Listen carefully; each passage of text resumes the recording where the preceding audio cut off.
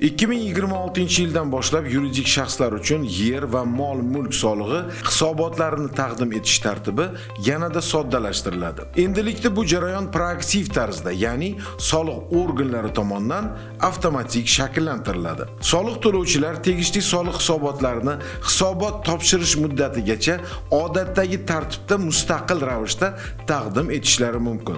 Proaktiv tartibda hisobot topshirish muddatiga 5 kun qolganda yer va mol-mulk hisobotlari soliq organlari tomonidan avtomatik tarzdagi tizimda shakllantirilib, soliq to'lovchining shaxsiy kabinetiga joylashtiriladi. Bunda my.soliq.uz web sahifasiga kirib, yuridik shaxslarning soliq hisobotlarini yuborish tugmasi bosiladi. So'ngra hisobotlar yuborish oynasi ochiladi va undan avtomat tugmasi tanlanib, shakllangan soliq hisoboti bilan tanishib chiqib, hisobotni yuborish yoki ma'lumotlarga o'zgartirish kiritish uchun o'zgartirish tugmasi orqali tegishli xizmatlarga o'tishingiz mumkin.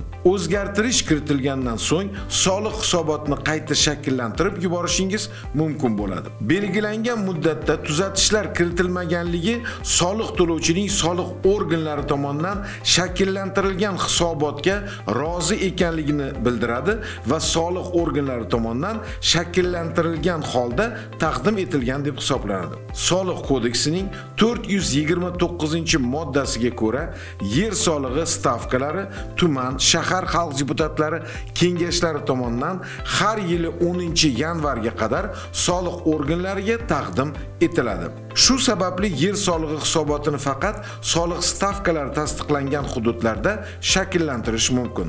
Soliq stavkasi tasdiqlanmagan yoki soliq organiga taqdim etilmagan hududlarda soliq hisobotida ma'lumotlar shakllanmaydi. Soliq stavkasi tasdiqlangandan so'ng yer solig'i hisobotini taqdim etishingiz mumkin bo'ladi. Diqqat eslatma: qishloq xo'jaligiga mo'ljallanmagan yerlar hamda yuridik shaxslarning mol-mulkiga solinadigan soliq hisob-kitobi bo'yicha hisobotlar 20-yanvardan kechiktirmay taqdim etiladi.